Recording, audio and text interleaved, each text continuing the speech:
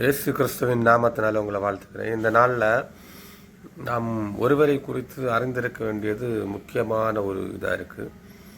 யாருன்னு பார்த்தீங்கன்னா இயேசு கிறிஸ்து. அந்த நாட்களில் இயேசு கிறிஸ்துவை குறித்துள்ள ஒரு வெளிப்பாடு நமக்கு இல்லைன்னா நாம் நித்தியத்துக்கு போகிற ஒரு வழியை நாம் என்ன பண்ணிகிட்டு இருக்கிறோம், முடக்கி கொண்டிருக்கிறோம்.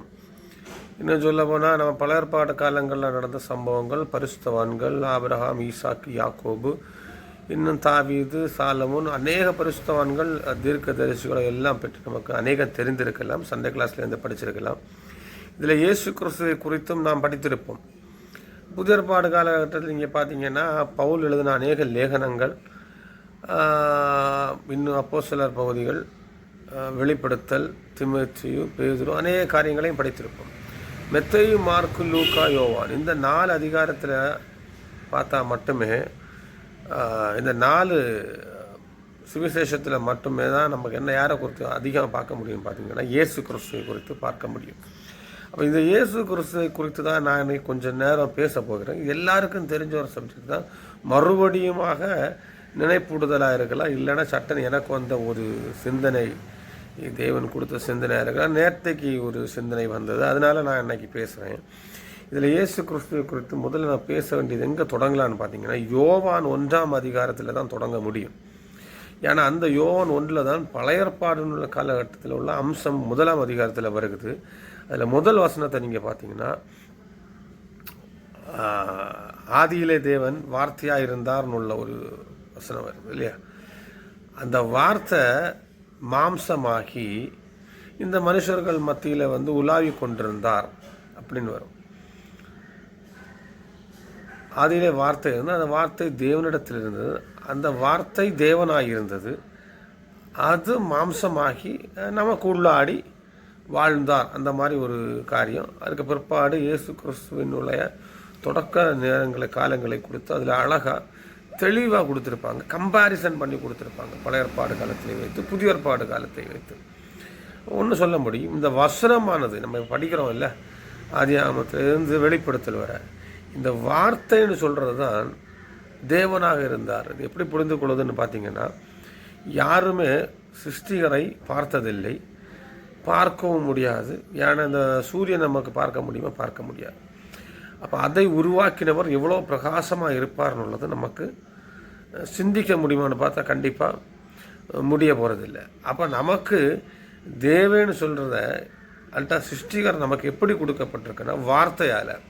இப்போ அவரை அறிந்து கொள்வதற்கு நமக்கு கொடுக்கப்பட்ட ஒரே ஒரு தருணம், அல்டா ஒரே ஒரு காரியம் என்னன்னா வார்த்தை மட்டும்தான் நம்மகிட்ட இருக்குது. சில பேர் அறிந்து கொள்வதற்கு நமக்கு கொடுக்கப்பட்ட ஒரே ஒரு சான்ஸ் என்னான்னு பார்த்தீங்கன்னா, ஒரே ஒரு காரியம் என்னன்னா, அறிந்து கொள்வதன் மூலியமாக, வசனத்தின் மூலியமாக. அவருடைய கேரக்டர் எப்படி அறிய முடியும்? வசனத்தின் மூலியமாக, வார்த்தையின் மூலியமாக. அந்த வார்த்தையை தான் நமக்கு என்ன எழுதியிருக்காங்க, எழுத்து வடிவில் பைபிளில் கொடுத்துருக்கு, நம்ம படித்து கொண்டிருக்கிறோம். அப்போ இந்த வார்த்தை தான் என்னது, தேவனாக இருந்தார். இந்த வார்த்தையான தேவன் நம்மளோடு சஞ்சரிக்கும்படியாக இந்த உலகத்தில் வாரதற்கு அவரை எடுத்துக்கொண்ட ஒரு மாற்றம் தான் என்னது, சரீரம். வார்த்தை மாம்சமாகி. அப்போ இந்த வார்த்தை ஏன் மாம்சமாகணும் அப்படின்னு பார்த்தீங்கன்னா, மாம்சத்தில் தான் இரத்தம் இருக்க முடியும். இந்த மாம்சமாகணும்னா, இந்த உலகத்தில் வரணும்னா, மனுஷனோடு பழகணும்னா தேவனுக்கு ஒரு மாம்சம் தேவைப்படுகிறது. இந்த மாம்சத்தில் தான் இரத்தம் இருக்கும். இந்த இரத்தத்தினால தான் மீட்பு இருக்கும்னு வசனம் அழகாக தெளிவாக சொல்லுது இல்லையா. ஏன்னா எல்லாரும் பாவத்துக்குள்ளாக சிக்கி தேவ மகிமையற்றவர்களாக இந்த உலகத்தில் வாழ்ந்து கொண்டிருக்கிறாங்க. இவர்களெல்லாம் தேவனுக்கு மகிமைக்கு ஒப்பாக மாற வேண்டும் என்பதே தேவனுடைய சித்தமாயிருக்கிறது. இந்த சித்தத்தை நிறைவேற்றுவதற்கு அவரே எடுத்த தீர்மானம் தான், நான் மாம்சமாக இந்த உலகத்தில் வரணும், மாம்சம் இந்த உலகத்தில் இந்த இரத்தத்தை நான் இந்த ஜனங்களுக்காக சிந்தப்படுத்தணும். பழைய ஏற்பாடு காலத்தில் ஒரு பாவத்திலிருந்து ஒருவன் மீட்டு கொள்ளணும்னா ஆடுகளின் ரத்தம், புறாக்களின் ரத்தம், மாடுகளின் ரத்தம், இந்த மாதிரி சிந்தப்பட்டு தான் என்ன பண்ணுறாங்க, பாவத்திலிருந்து ரட்சிப்பு உண்டாகுது. இதை ஒரு பரிசுத்த இரத்தமாக நமக்கு மாற்றி கொடுக்கும்படியாக தான் தேவன் என்ன பண்ணுறாரு, ஒரே முறையாக அவர் என்ன பண்ணுறாரு, பலியாக வார்க்கப்படுகிறார். இதற்கு தேவையான ஒரு மாம்சம் வேணும். இந்த மாம்சம் இருந்தால் தான் இரத்தம் இருக்கும். இந்த இரத்தத்தை கொடுக்கும்படியாக தான் அவர் மாம்சமாகி இந்த உலகத்தில் வந்தார். இது ஃபஸ்ட்டு. இது இன்னும் சொல்ல போனீங்கன்னா, இந்த மாம்சத்தினால் அவர் யாரை வெளிப்படுத்தினார்னு வச்சிங்கன்னா தேவனுடைய சுபாவத்தை மாம்சத்தின் மூலியமாக வெளிப்படுத்தினார்.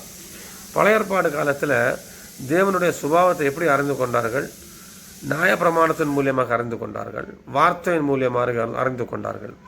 அவரை கூட இருந்து பேசியோ பழகியோ யாரும் அறிந்து கொள்ளவில்லை. இந்த வசனத்தின் மூலியமாக தேவனை அறிந்து கொள்ளும் பொழுது, வார்த்தையின் மூலமாக தேவனை அறிந்து கொண்டவர்களுக்கு தேவனுக்கு மேலே என்ன உண்டாச்சுன்னா பயம்தான் உண்டாச்சு. அவர் இவ்வளோ கொடுமையானவரா, இந்த வசனத்தின்படி ஜீவிக்கலைன்னா நம்மளை கொன்றுவாரா, இந்த மாதிரி வசனத்தின்படி ஜீவிக்கலைன்னா தண்டனை நமக்கு வந்துடும். அப்போ அவ்வளோ பரிசுத்த தேவனாக இருக்கிறாரு. அப்போ பயத்தினால தான் தேவனை கிட்டாடி என்ன வந்தாங்க, தேவனை கிட்ட வந்து கொண்டிருந்தார்கள், சேர்ந்து கொண்டிருந்தார்கள். இந்த பயத்தின் மூலியமாக தேவனை கிட்ட சேர்ந்து கொண்டு வந்தனால இவங்களுக்கு என்ன ஆச்சுன்னா ஒரு கண்டிஷனுக்குள்ளாடி வந்தாங்க. வசனத்தின் மூலியமாக தான் தேவனை நம்ம என்ன பண்ண முடியும், அவருடைய கட்டளையின் மூலியமாக தான் தேவனுக்கு பிரியமான காரியங்களை செய்ய முடியும்னு ஒரு எண்ணத்தில் வந்தாங்க. வசனத்தின் மூலியமாக செய்யலைன்னா தேவன் நம்மளை கொன்று போடுவார். இந்த மாதிரி ஒரு பயம் அவங்களுக்குள்ளாடி இருந்துச்சு. இதில் இருந்து ஒரு மீட்பை கொடுக்கும்படியாக தான் தேவன் என்ன பண்ணுறாரே, நானும் ஒன்றை போல ஒருவர் தான், நான் உன்னை நேசிக்கிற தேவனாக இருக்கிறேன், இந்த கட்டளைகளை எல்லாம் கொடுத்தது எதுக்கு, நான் நித்தியத்தில் வரணும் அப்படின்னு ஒரு காரியத்துக்கு தான் நான் கொடுத்துருக்குறேன்னு வெளிப்படுத்தி கொடுக்கும்படியாக தான் இந்த உலகத்தில் வந்தார்.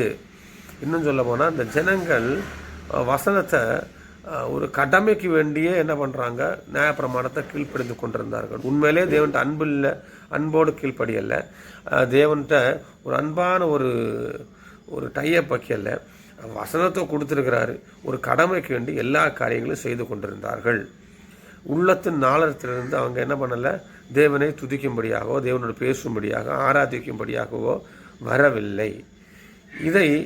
இந்த ஒரு காரியத்தை தான் மறுபடியுமாக தேவன் என்ன பண்ணுறாரு, ஜனங்களுக்குள்ளாடி இருக்கிற ஐயப்பாடுகளை மாற்றவும், அவர் ஒரு பரிசுத்த தேவன், அந்த பரிசுத்த தேவனோட கேரக்டர் என்னான்னு உள்ளதை வசனத்தின் மூலியமாக அல்ல மாம்சத்தின் மூலியமாக வெளிப்படுத்தி கொடுக்கணும், அந்த பயம் மாறணும், அந்த மாதிரி ஒரு எண்ணத்தில் வேணும்னு சொல்லி தான் இவர் என்ன பண்ணுறாரு, இந்த இரத்தத்தை மாத்திரம் கொண்டு வரவில்லை, இரத்தத்தை கூட அவருடைய சுபாவத்தையும் கொண்டு வந்தார். அவருடைய சுபாவத்தை எப்படி கொண்டு வந்தார், மாம்சத்தின் ரீதியாக ஒன்று நம்மகிட்ட வெளிப்படுத்தி கொடுக்கும்படியாக தான் இயேசு என்றும் இரட்சகர் பேரில் இந்த உலகத்தில் என்ன பண்ணார், பிறந்தார். அவருடைய பிறப்பு எப்படி இருந்துன்னு பார்த்தீங்கன்னா பரிசுத்த ஆவியினால் உற்பத்தியானவராக இருந்தார். இன்னும் சொல்ல போனால் தேவன் ஆவியாக இருக்கிறார்னு பழைய ஏற்பாடு காலத்தில் முதல் வசனத்திலே இருக்குது. ஆதியாக முதல் 2 வசனத்தை நீங்கள் படித்தீங்கன்னா அவர் ஆவியாக இருக்கிறார்னு இருக்குது. அப்போ ஆழமாக சொல்ல போனால் தேவன் அவருக்கு ஒரு ஆவி இருக்கிறது, அந்த ஆவி தேவனோடு சஞ்சரித்து கொண்டிருக்கிறதா இருக்கிறது, அது நித்திய ஜீவனை கொடுக்குற ஆவியாக இருந்துச்சு.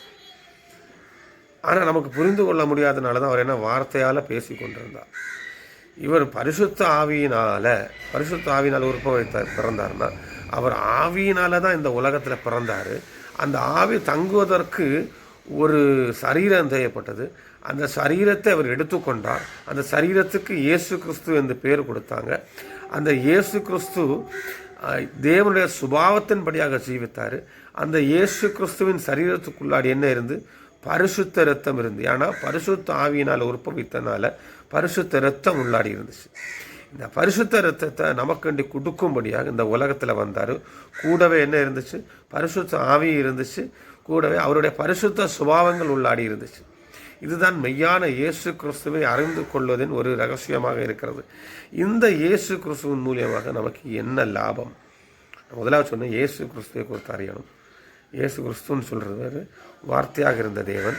அந்த வார்த்தையாக இருந்த தேவன் இந்த உலகத்தில் வரும்படியாக மாம்சத்தை தெரிந்து கொண்டார். இந்த உலகத்தில் வரணும்னா மாம்சம் கண்டிப்பாக இருக்கணும். இந்த மாம்சத்தில் என்ன இருந்துச்சுன்னா பரிசுத்த ரத்தம் இருந்துச்சு, பரிசுத்த ஆத்மா இருந்துச்சு. இந்த மாம்சத்தில் என்ன இருந்துச்சுன்னு இன்னொன்று பார்த்தீங்கன்னா, இயேசு தேவனுடைய சுபாவம் இந்த மாம்சத்தின் ரீதியாக வெளிப்படுத்தப்பட்டது. இவர் யார் வெளிப்படுத்தி கொடுத்தார்? அவரே தான் இந்த உலகத்தில் வந்து மாம்சமாக வெளிப்பட்டு அவருடைய சுபாவத்தை அவர் வெளிப்படுத்தி கொடுத்தாரு. அவருக்கு ஒரு நாமம் கொடுக்கப்பட்டது, இயேசு கிறிஸ்து என்கிற நாமம். ஏன்னா அவர் இரட்சகராக இருக்கிறாரு. இந்த சரீரத்தில் வந்து நம்மளை போல ஒருவராய் வாழ்ந்து மாம்ச ரீதியாக இருதய ரீதியாக துன்பப்படுத்தப்பட்டு கவலைகள் கண்ணீர்கள் எல்லாம் அறிந்து மனுஷனுடைய கஷ்டங்களை அறிந்து எல்லா பாடுகளையும் ஏற்றெடுத்து நம்மளை போல ஒருவராய் வாழ்ந்து மரித்து அடக்கம் பண்ணப்பட்டு மறுபடி உயிர் தழுந்தார். இதனால தான் அவருடைய நாமம், அவருடைய பேர் எல்லாருக்கும் மேலே உயர்த்தப்பட்டிருக்கிறது. இவருடைய பேரை உயர்த்தப்பட காரணம், இந்த பேரை உயர்த்தப்பட்டிருக்கு இல்லையா, அவருடைய நாமம் இல்லாமல் நமக்கு என்ன இல்லை? ரட்சிப்பு இல்லை. அவரை ஏற்றுக்கொள்ளாமல் ரட்சிப்பு இல்லை. அவரை ஏற்றுக்கொள்வதுன்னா பரிசுத்த ஆவியை ஏற்றுக்கொள்வது, இரத்தத்தை ஏற்றுக்கொள்வது, அவருடைய சுபாவத்தை என்னுடைய சரீரத்தில் ஏற்றுக்கொள்வது. இந்த மூணையும் ஏற்றுக்கொள்ளாதவங்க கிறிஸ்தவர்களாக கண்டிப்பாக இருக்க முடியாது. இயேசு கிறிஸ்துவை ஃபாலோ பண்ணுறவங்களுக்கு என்ன கண்டிப்பாக தேவைன்னா பரிசுத்த ஆவி வேணும், அந்த பரிசுத்த இரத்தத்தை ஏற்றெடுக்கணும். இன்னும் சொல்லப்போனால் அந்த பரிசுத்த சுபாவத்தை அவங்க என்ன பண்ணணும்? ஏற்றெடுக்கணும். சுபாவத்தை ஏற்றெடுக்கணும்னு சொல்கிற நேரம் வசனத்தை ஏற்றுக்கொள்கிற ஒரு அனுபவம் தான் சுபாவத்தை ஏற்றுக்கொள்கிற ஒரு அனுபவம். வசனத்தை ஏற்றுக்கொண்டு இயேசு கிறிஸ்து வாழ்ந்தது போல ஒரு சுபாவத்தை நாம் வாழ்ந்து கொண்டிருக்க வேண்டும். இதுக்கு நான் முதல்ல சொன்னேன், இயேசு கிறிஸ்து யார்? அப்போ இயேசு கிறிஸ்து உலகத்துக்கு வந்த காரணமே நம்ம பரிசுத்த ஆவியை கொடுக்கும்படியாகவும் பரிசுத்த இரத்தத்தை கொடுக்கும்படியாகவும் அந்த சுபாவத்தை ஏற்றுக்கொள்ளும்படியாகவும் தான் இந்த உலகத்தில் அவரை வந்து 33 வருஷம் வாழ்ந்து அவர் ஒரு வாழ்க்கையை வாழ்ந்து காட்டினார். எதற்கு காட்டினார்னா, இதுபோல் ஒரு வாழ்க்கையை நம்மிடத்தில் அவர் ஏன் பண்ணுறாரு? ஒன்று நம்ம எல்லோரும் கேட்கலாம், அவர் தேவனாக இருந்தார், அதனால வாழ்ந்து காட்டி கொண்டிருக்கிறார். அவர் தேவனாக வந்தார், அவருக்கு ஒரு சரீரம் கொடுக்கப்பட்டது. அந்த சரீரம் மனுஷனுடைய சரீரமாக இருந்துச்சு. அந்த மனுஷனுடைய சரீரத்தில் மனுஷன் எடுத்துக்கொள்ளப்பட்ட எல்லா கஷ்டங்களும் பாரங்களும் துக்கங்களும் எடுத்துக்கொண்டு தான் அவர் என்ன பண்ணார்? நடந்தார். பாவத்தை விட்டு விலகினார். இதே அனுபவம் தான் தேவன் நமக்கும் கொடுத்துருக்கிறாரு. நாம் என்ன தீர்மானம் எடுக்கிறோம்? இயேசு கிறிஸ்துவை நாம் யாருன்னு அறிந்து வைத்திருக்கிறோம்? அநேக இடத்துல இயேசு கிறிஸ்துவை யாருன்னு அறிந்து வைத்திருக்கிறார்? தீர்க்கதரிசி அறிந்து வைத்திருக்கிறார்கள், ஒரு அற்புதம் செய்கிறவர் அறிந்து வைத்திருக்கிறார்கள், என்னை கேட்ட உடனே கொடுக்குற ஒரு தேவனாக அறிந்து வைத்திருக்கிறார்கள்.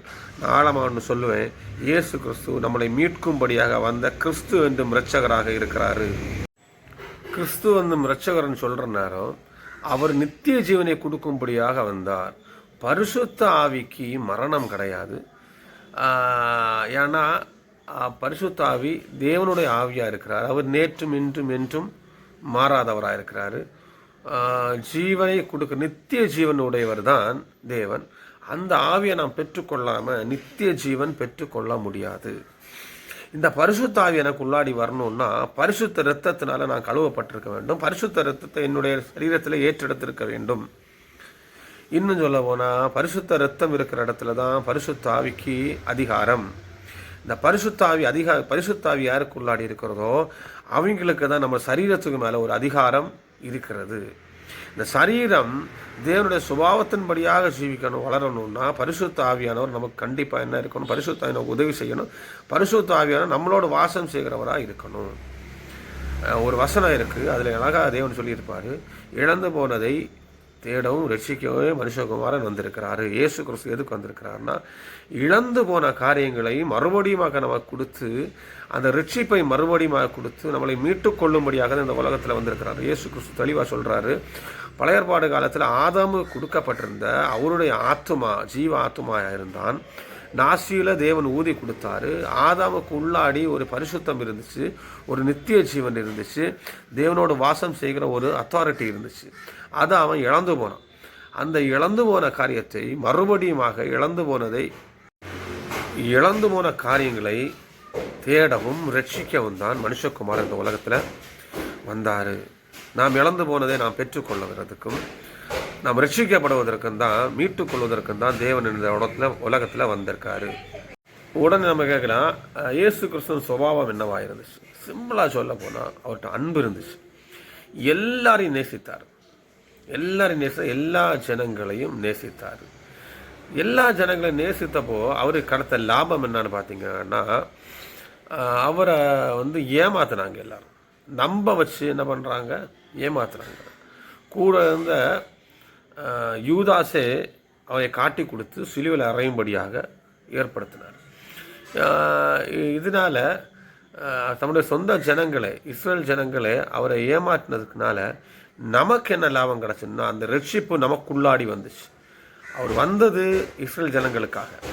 ஆனால் அவங்க செய்த தவறுனால, இயேசு கிறிஸ்துவை புறக்கணித்தனால அந்த ரட்சிப்பு யாருக்குள்ளாடி வந்துச்சு? நமக்குள்ளாடி வந்துச்சு. இதுவும் தீர்க்க தரிசன வசனத்தில் எழுதப்பட்டது. அவருடைய ஜனங்கள் அவர்களை அறிய மாட்டார்கள், அதனால இருளில் இருக்கிற ஜனங்கள் பெரிய வெளிச்சத்தை கண்டார்கள். ஏற்கனவே இஸ்ரேல் ஜனங்கள் வெளிச்சத்தை கண்டுதான் இருக்கிறார்கள். எப்படின்னா நியாயப்பிரமாணத்தின் படியாக. ஆனால் நாம் வெளிச்சத்தை பார்க்கல. நமக்கு நியாயப்பிரமாணம் கொடுத்துட்டு இல்லை. யார் இஸ்ரேல் ஜனங்களாக மாறினாங்களோ அவங்களுக்கு தான் நியாயப்பிரமாணம். ஆனால் இயேசு கிறிஸ்து வந்தனால, அவர்கள் புறக்கணித்தனால அந்த வெளிச்சம் யாருக்கு மேலே உதித்தது? நமக்கு மேலே உதித்தது. அந்த இயேசு கிறிஸ்துவை அவர்கள் தேவன் என்று அக்செப்ட் பண்ணாதனால அவங்க இருட்டிலேயே இருந்துட்டாங்க. நாம் என்ன பண்ணுறோம்? இருட்டில் இருந்த ஜனங்கள் வெளிச்சத்தை கண்டு கொண்டார்கள் சொல்கிற மாத்திரத்தில் நாம் எல்லாரும் இயேசு கிறிஸ்துவின் பிள்ளைகளாக மாறுவதற்கு நமக்கு ஒரு தருணத்தை கொடுத்திருந்தார். தேவனுடைய பிள்ளைகளாக மாறுவதற்கு நமக்கு தருணத்தை கொடுத்தார். இரத்தத்தை ஏற்றெடுப்பதற்கு நமக்கு ஒரு தருணம், பரிசுத்தாவை பெற்றுக்கொள்வதற்கு நமக்கு ஒரு வாய்ப்பு, அவருடைய சரீரமாகி அவருடைய சுபாவத்தை ஏற்றுக்கொள்வதற்கு நமக்கு ஒரு வாய்ப்பு கொடுக்கப்பட்டது. அவருடைய சுபாவம் எப்படின்னா, எல்லா பாவிகளையும் அவருக்குள்ளாடி ஏற்றெடுத்து அவர்களுக்கு நித்திய ஜீவனை கொடுத்து கொண்டிருந்தார். இதுதான் இயேசு கிறிஸ்துவின் சுபாவமாக இருந்துச்சு. பரிசுத்தவான்களோடு இருந்தார். இன்னும் சொல்ல போனால் சபையில் இருந்தார், தெருக்களில் இருந்தார், குஷ்டரோகி கூட இருந்தார், சகைக்க கூட இருந்தார். எல்லாரும் கூட ஜீவித்து கொண்டது. யாரெல்லாம் இந்த உலகத்தில் ஒதுக்கப்பட்டிருந்தாங்களோ அவங்களுக்கு கூட எல்லாம் இவர் என்ன பண்ணார்? மிங்கிளாக இருந்தார். இப்படி ஒரு சுபாவம் நமக்குள்ளாடி இருக்கா? இதுதான் உண்மையிலே இயேசு கிறிஸ்துவின் சுபாவமாக இருக்கிறது. கோபப்படுகிற தேவன் இல்லை, சாந்தமாக பேசுகிற தேவன், மனதுருக்கம் உள்ளவர், அற்புதம் செய்கிற தேவனாக இருக்கிறாரு, அரவணைக்கிற தேவனாக இருக்கிறாரு, சப்போர்ட் பண்ணுற தேவனாக இருக்கிறாரு. இன்னும் சொல்ல போனால் எல்லாரும் அதை தள்ளி சொல்கிற நேரம் அவங்க கூட நின்று அவர்களுக்கு விடுதலை கொடுக்குற தேவனாக இருக்கிறாரு. எல்லாத்துக்கும் மேலே நம்ம ஜீவிக்கணும்னு சொல்லிட்டு அவருக்கு ரத்தத்தை கொடுத்தனால தான் நான் இன்னைக்கு வாழ்ந்துட்டுருக்குறோம், நீங்கள் வாழ்ந்துட்டுருக்கிறீங்க, நம்ம கிறிஸ்டியனை குறித்து பேசி கொண்டிருக்கிறோம் இல்லையா? அவர் ரத்தத்தை கொடுத்தனால தான் நமக்கு மீட்பு. அவர் மறுபடியுமாக மரித்து அடக்கம் பண்ணப்பட்டு மூன்றாம் உயிர்த்தெழுந்தனால தான் எனக்கு ஒரு நித்திய ஜீவன். அவர் உயிர்த்தெழலைன்னா நான் எங்கே போவேன்? எனக்கு மீட்பு இருக்குமா? கண்டிப்பாக இருக்காது. இரத்தத்தை கொடுத்து மீட்கப்பட்டோம். இந்த இரத்தத்தை கொடுத்து மீட்கப்பட்ட நாம் பிற்பாடு அவருடைய மறுபடியுமாக உயிர்த்தெழுதல் மூலம் அவரோடு நித்தியத்தில் சேரும்படியாக ஒரு தருணத்தை நமக்கு கொடுத்துருக்கிறார். ஏன்னா நீங்கள் இரத்தத்தினால் மீட்கப்பட்டாச்சுன்னா நித்திய ஜீவனை பெற்றுக்கொள்ளும்படியாக அதிகாரத்தை கொடுத்துருக்கீங்க. அதுக்கு என்ன அர்த்தம்னா, இரத்தத்தை ஏற்றுக்கொண்டு மீட்பை பெற்றுக்கொண்டனா இயேசு கிறிஸ்துவை என்ன பண்ணணும்? விசுவாசிக்கணும். விசுவாசிக்கிறது மாத்திரமல்ல, நித்திய ஜீவனில் நாம் என்ன பண்ண போகிறோம்? அவரோடு நாம் வாழப்போகிறோம். இதற்கு நமக்கு தகுதியான ஒரு காரியத்தை செய்வதற்கு அவர் நமக்கு என்ன கொடுத்திருக்கிறாரு? பரிசுத்த ஆவியை கொடுத்திருக்கிறார். இந்த பரிசுத்த ஆவியை நாம் அக்செப்ட் பண்ணாமல் நம்ம நித்தியத்துக்குள்ளாடி போக முடியாது. இந்த பரிசுத்த ஆவியை அக்செப்ட் பண்ணவங்களுக்கு தான் இயேசு கிறிஸ்துவ சுபாவத்தின்படியாக வாழ முடியும். இந்த இயேசு கிறிஸ்துவ சுபாவத்தில் உள்ளவங்களுக்கு மட்டும்தான் எங்கே போக முடியும்? நித்தியத்தில் போக முடியும். அப்போ இயேசு கிறிஸ்து இந்த உலகத்தில் வந்த காரணம் நம்மளை ரட்சிக்கும்படியாக, இரத்தத்தை கொடுக்கும்படியாக, பரிசுத்தாயை கொடுக்கும்படியாக, அவருடைய சுபாவத்தின்படியாக நாம் வாழும்படியாக. இதுதான் அவருக்கு மெயின் அல்டிமேட் ஏமாக இருந்துச்சு. நமக்கு உள்ள எல்லா காரியத்திலும் விடுதலை கொடுக்கும்படியாக வந்திருக்கிறார். இதை நாம் அக்செப்ட் பண்ணி ஜீவிக்கிறது தான் கிறிஸ்டியானிட்டி. இதை நாம் புரிந்து கொள்ளாமல் நாம் கிறிஸ்தவர்களாக இருக்கிறனால நமக்கு என்ன பிரயோஜனம்? ஒரு பிரயோஜனம் கிடையாது. ஒருவேளை நானும் புரிஞ்சிருக்கிறேன். இதன் மூலியம் நான் வாழணும்னு நான் என்ன பண்ணுறேன், ட்ரை பண்ணுறேன். கிறிஸ்டியானிட்டின்னு சொல்கிறது பெர்ஃபெக்ஷன் கிடையாது. நிறைய பேர் என்ன பண்ணுறாங்கன்னா, கிறிஸ்டியானிட்டின்னு சொன்னால் ஒரு பெர்ஃபெக்ஷன் இருக்கணும், ஒரு பெர்ஃபெக்ட் இருக்கணும், பெர்ஃபெக்டாக இருந்து தான் கிறிஸ்டியானிட்டியாக மாற முடியும். அப்படி கிடையாது. இயேசு கிறிஸ்து ஏற்றுக்கொண்டவர்களால் தான் ஒரு பெர்ஃபெக்டான வாழ்க்கையை வாழ்ந்து கொண்டு இருக்க முடியும். நம்ம பெர்ஃபெக்டாக வாழணும்னு நினைக்கிறோம். ஆனால் யார் இடையில குறுக்க வருகிறா? பிசாசானவன் வந்து நம்மளை தடை பண்ணிக்கிட்டே இருக்கிறான். இதனால் நமக்கு என்ன பண்ண முடியாது?